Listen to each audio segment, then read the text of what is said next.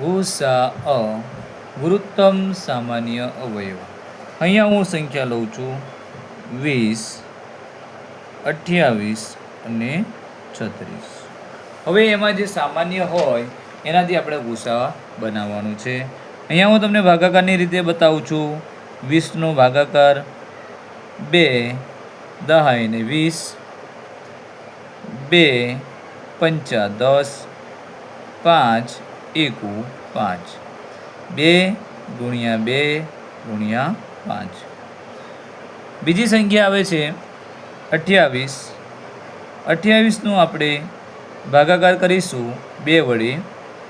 14 દુ 28, ફરી પણ 2 થી ભાગ ચાલશે. 7 દુ 14 અને ત્યારબાદ ફરી 7 અવિભાજ્ય સંખ્યા છે માટે 7 એકુ 7, 2 ગુણ્યા 2 ગુણ્યા 7.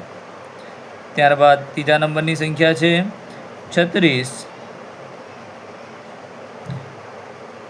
2 થી ભાગ ચલાવીએ. 18 એકુ 18, 18 દુ 36, ફરી 2 થી ભાગ ચલાવીશું. 2 નવા 18.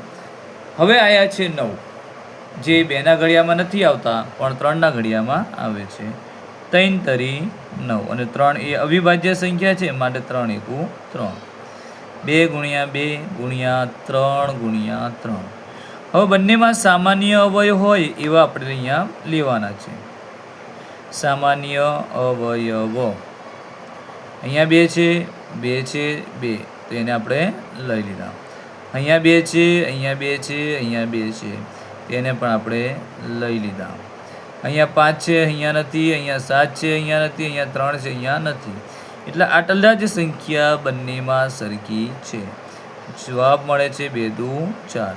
તો ગુરુત્તમ સામાન્ય અવયવ બરાબર 4 મળે છે.